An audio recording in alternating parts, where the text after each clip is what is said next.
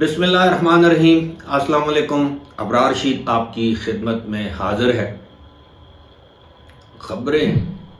دو ہیں، دونوں کی دونوں امپورٹنٹ ہیں اور ظاہر ہے دونوں کا تعلق پاکستان سے ہے، پاکستان کی ساکھ سے ہے۔ ایک تو یہ کہ UAE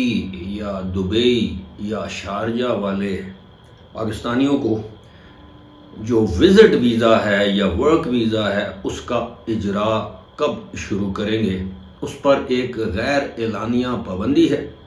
کبھی UAE کی اتھارٹیز اس بات کو مان لیتی ہیں، کبھی انکار کر دیتی ہیں، لیکن اس حوالے سے جو معلومات میں نے اکٹھی کی ہیں یا اکٹھا کرنے کی کوشش کی ہے وہ آپ کے ساتھ شیئر کروں گا۔ لیکن اس سے پہلے حکومت پاکستان یا یوں سمجھیے کہ پاکستان کرکٹ بورڈ کا ایک دبنگ قسم کا موقف سامنے آیا ہے۔ ہم دعا گو ہیں کہ حکومت پاکستان اور پاکستان کرکٹ بورڈ اس پر قائم رہے۔ آپ نے سنا ہوگا کہ 2 روز پہلے بھارت نے یا بھارتی کرکٹ بورڈ جس کو BCCI کہتے ہیں، انہوں نے چیمپئنز ٹرافی کے لیے آئندہ سال جو کہ فروری اور مارچ کے مہینے میں منعقد ہونی ہے، اس کے انعقاد کے لیے پاکستان کا دورہ محض اس وجہ سے کرنے سے انکار کیا ہے کہ ان کو سیکیورٹی کے خدشات ہیں، یعنی بھارتی ٹیم کو سیکیورٹی کے خدشات ہیں۔ یہ پہلی مرتبہ نہیں ہے کہ بھارتی ٹیم نے پاکستان آ کر کھیلنے سے انکار کیا ہے، اور اب باقاعدہ ICC یعنی انٹرنیشنل کرکٹ کونسل نے بھی پاکستان کو یا پاکستان کرکٹ بورڈ کو بھارت کے اس فیصلے سے آگاہ کر دیا ہے۔ اب افسوسناک بات یہ ہے کہ جو بھارت کی کرکٹ بورڈ کے جو چیئرمین ہیں یعنی BCCI کے جو چیئرمین ہیں جے شاہ، وہی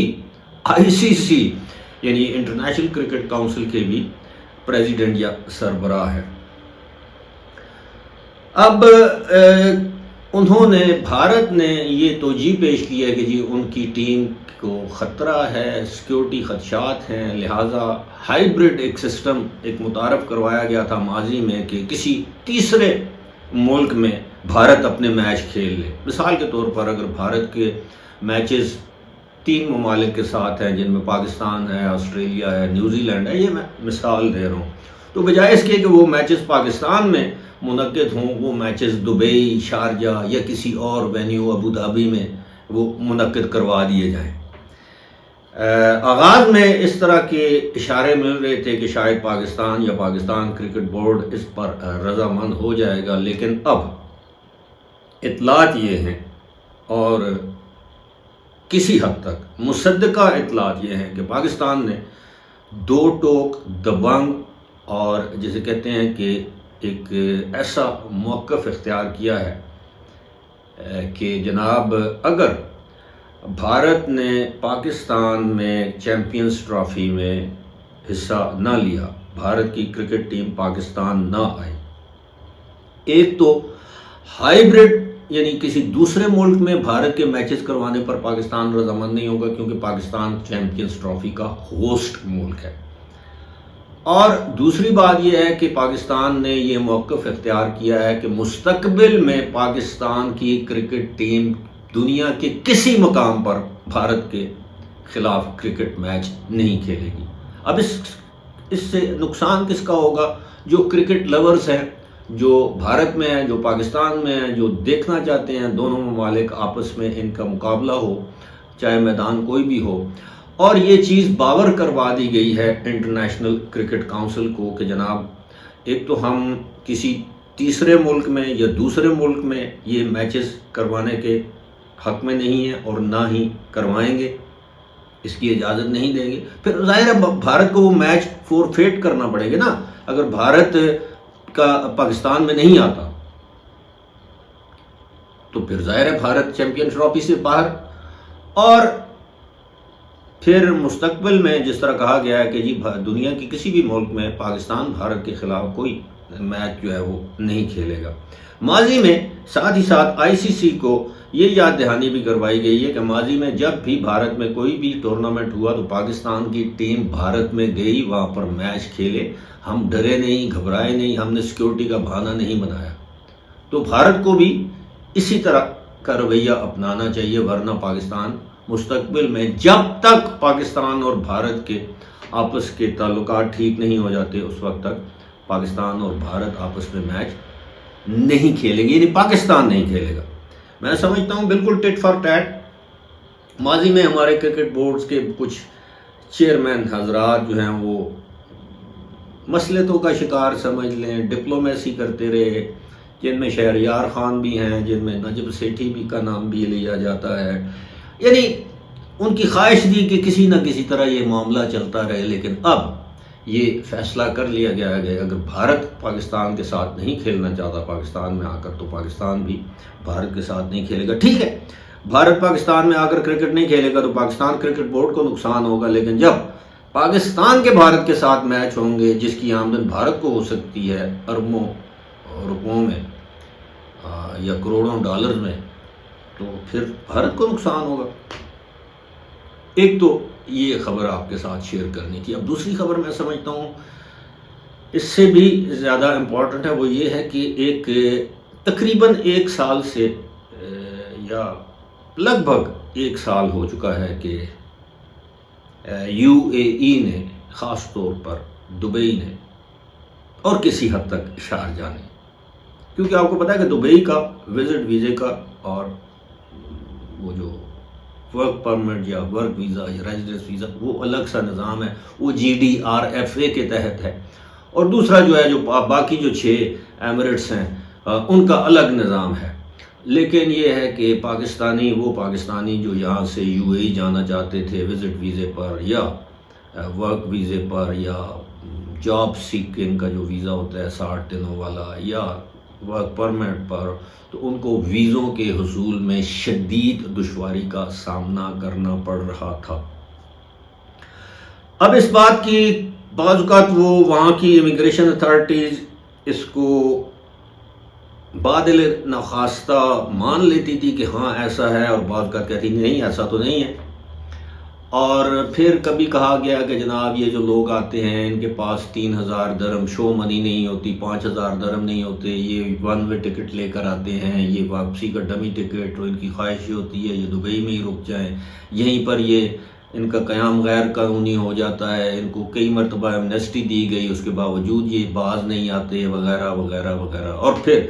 یہ جو پاکستانی ہیں یہ یہاں پر گداگری میں یعنی بھیک مانگنے میں ملوث ہیں، کچھ پاکستانی یہاں پر سیاست کرتے ہیں، سوشل میڈیا کا غلط استعمال کرتے ہیں، اور یہ حقیقت ہے کہ کچھ پاکستانیوں نے جب وہ حال ہی میں یعنی اسی سال جب وہ دبئی میں یا UAE میں سیلاب آیا تھا تو اس پر انہوں نے کیا کیا پوسٹیں کی، پھر وہ گرفتار بھی ہوئے۔ پھر اس کے بعد 9 مئی کے واقعات کے بعد، عمران خان کی گرفتاری کے بعد، جس طرح کے وہ سوشل میڈیا پر جو کچھ کیا گیا اس پر گرفتاریاں ہوئیں، بہت سے لوگوں کو 3 لوگوں کو یا 2 لوگوں کو 25 سال قید کی سزا سنائی گئی، ایک شخص کو عمر قید کی سزا سنائی گئی، کچھ لوگوں کو 10 سال 14 سال اس طرح سزائیں سنائی گئی۔ تو پھر یہ کہا گیا کہ جی 31 اکتوبر کے بعد جو ہے وہ ویزے جو ہے ان میں ریلیکسیشن کی جائے گی۔ اب گزشتہ روز ہی، آج اتوار ہے جی، ہفتے کے دن میری گفتگو ہوئی ہے، بڑی مفصل گفتگو ہوئی ہے دبئی میں اپنے ایک دوست کے ساتھ۔ تو انہوں نے کہا ہے جی کہ بات یہ ہے کہ اس وقت UAE کی حکومت سب سے زیادہ اگر کسی قومیت، برادری یا جو بھی کہہ لیں نیشنلٹی سے وہ خطرہ محسوس کرتی ہیں، وہ یہ ہے کہ چونکہ